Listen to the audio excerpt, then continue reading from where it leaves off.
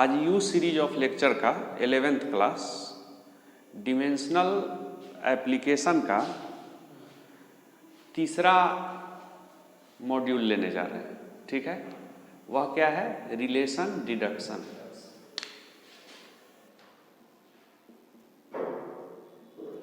Relation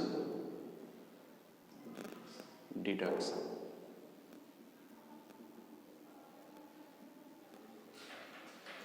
देखो, एक physical quantity अगर यह पता हो कि एक फिजिकल क्वांटिटी किसी अन्य फिजिकल क्वांटिटी पर डिपेंड है और वह डिपेंडेंस प्रोडक्ट टाइप हो, तो हम with the method of dimension हम उनके बीच में रिलेशन डिडक्ट कर सकते हैं।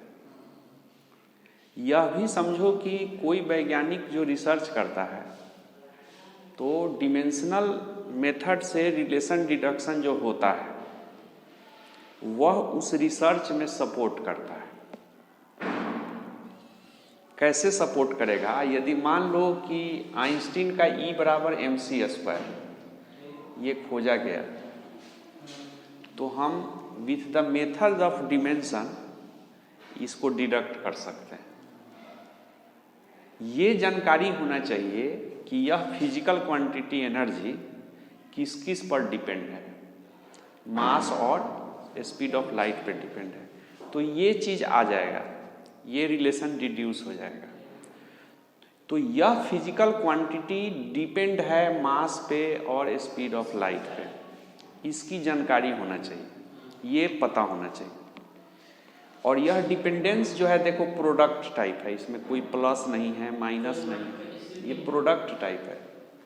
तो दूसरा कंडीशन होना चाहिए कि रिलेशन डिडक्शन तभी होगा जब यह डिपेंडेंस प्रोडक्ट टाइप होगा।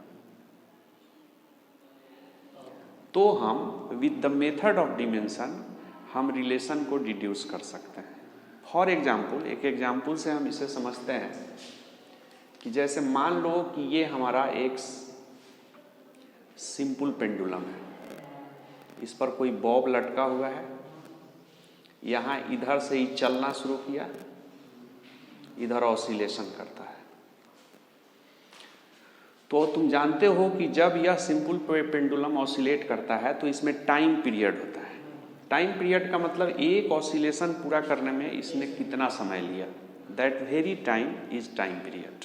उसको क्या कहेंगे? Time period. तो वह टाइम पीरियड किस किस पे डिपेंड है, यह जानकारी अगर हो, इफ इट इज नोन, ऐसा हो कि दिस टाइम पीरियड डिपेंड्स का मतलब हो गया कि डायरेक्टली प्रोपोर्शनल टू, किस किस पे डिपेंड है, तो मास ऑफ बॉब पे डिपेंड है, ये जो लेंथ है उस लेंथ पे डिपेंड है, और लेंथ के बाद एक्सेलरेशन ड्यू टू ग्रेविटी पे डिपेंड है। किस पे डिपेंड है?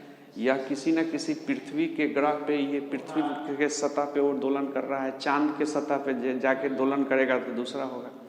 तो एक्सेलरेशन ड्यू टू ग्रेविटी पर भी क्या है, यह निर्भर है। ये जानकारी है, तो इस पर हम क्या करेंगे? पावर ले लेंगे, m का पावर a, l का पावर b, g का पावर c, ऐसा ले लेंगे। तो यह रिलेशन डिपेंडेंस प्रोडक्ट टाइप है क्योंकि इसमें गुना है। तो हम ये साबित कर सकते हैं कि T का क्या रिलेशन हो सकता है ml और G के बीच में। ऐसे तुम T का फॉर्मूला जानते हो कि T बराबर होता है 2π√L/G, ये फॉर्मूला होता है। तो इस फॉर्मूला को तुम इस मेथड से डिडक्ट कर सकते हो, निकाल सकते हो।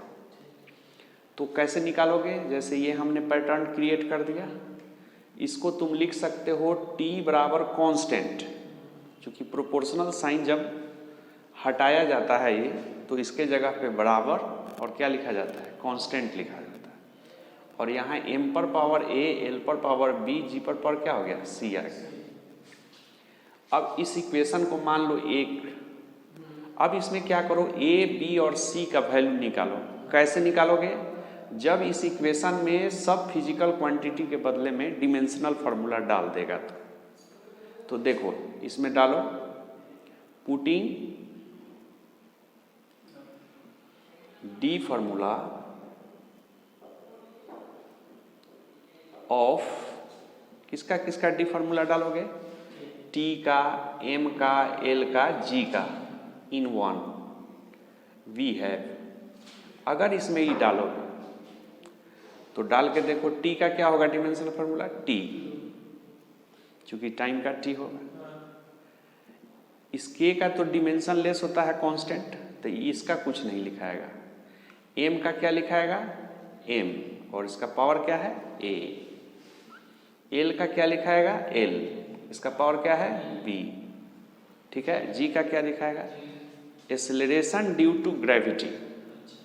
तो एक्सेलरेशन ड्यू टू ग्रेविटी का होता है L T inverse square acceleration का, और उसका पावर क्या हो जाएगा, सी। तो इसके क्रम में तुम लिखोगे, कैपिटल एम कर दो, इसको तुम लिख सकते हो एम पर पावर जी, एल पर पावर जी, टी पर पावर 1। चूंकि इसमें एम नहीं मौजूद है, इसका मतलब कि एम पर पावर क्या है, जी है, उसका डायमेंशन 0 है। एल पर पावर जी है तो एल का डायमेंशन क्या है, 0 है। तो यहाँ पे ऐसा लिख सकते हो तुम, जो एब्सेंट है उसका पावर लिख सकते हो। अब यहाँ क्या हो गया, एम पर पावर ए, ये हो गया एल पर पावर बी, और ये क्या हो जाएगा, एल पर पावर सी, ये क्या होगा, एल पर पावर -2, टी पर पावर -2c। तो इसको तुम क्लियर करोगे तो एम पर पावर ए, एल का पावर क्या हो जाएगा, बी प्लस सी, क्योंकि गुना है तो उसका बेस ऐड हो जाएगा, और टी पर पावर क्या हो जाएगा, -2c। तो तुम देखो यह m का पावर 0 है और m का पावर a है, तो a का वैल्यू 0 हो जाएगा। ये b प्लस l का पावर क्या है, b प्लस c, और यहाँ l का पावर 0 है, तो b प्लस c बराबर क्या हो जाएगा, 0। ठीक है। उसी तरह से यहाँ देखो -2c, t का पावर -2c, और यहाँ t का पावर 1 है, तो यहाँ पे -2c इज इक्वल टू क्या है, 1। तो इससे c का वैल्यू कितना आ गया तुम्हारा, -1/2, और इसका यहाँ वैल्यू डालोगे तो देखो b, ये c के जगह पे क्या करोगे, -1/2 इक्वल टू 0, तो b का वैल्यू कितना आ जाएगा तुम्हारा, 1/2। a b c का वैल्यू इस इक्वेशन में डाल दो, तो फ्रॉम 1, अगर तुम 1 में डालोगे, एक में अगर तुम डालते हो उस वैल्यू को, तो क्या हो जाएगा, t इज इक्वल टू के, m का पावर a का वैल्यू कितना आया है, 0, तो यहाँ 0 हो गया। l का पावर b, तो b यहाँ कितना आया है, 1/2, तो यहाँ पे l का पावर 1 क्या करोगे, 2 लिखोगे, और g c का -1/2, तो g -1/2, तो m पर पावर 0 का मतलब 1, तो यहाँ k हो गया, और l का पावर 1/2 है, और g का पावर -1/2 का मतलब है बाई g पर पावर 1/2, रिवर्स है तो नीचे आ जाएगा। अब तुम इसको लिख सकते हो k √, चूंकि ये जो पावर होता है उसका मतलब क्या होगा, ऐसे k, l बाई क्या हो गया, g, और इसका पावर क्या है, 1/2 होल, उसका दोनों का पावर का होल कर दिया। अब यहाँ k l/g का 1 पावर जो है उसका मतलब क्या होता है, रूट, 1/2 का मतलब क्या होता है, रूट, तो l क्या हो गया, g। k का एक्सपेरिमेंटल ऑब्जर्वेशन से वैल्यू आता है 2π, तो जरा देखो t बराबर k के जगह पे 2π कर दिया, और ये क्या कर दिया, l/g। तो ये रिलेशन डिडक्शन आया कि नहीं, जो फार्मूला हमारा t बराबर 2π√l/g है वही फार्मूला आ गया। तो अगर इसकी जानकारी हो कि time period depends upon mass length and time, and this dependence is product type, so with this such method of dimension you can derive the relation between t, m, l and g, and the formula will be obtained like this. Write it down इस तरह से।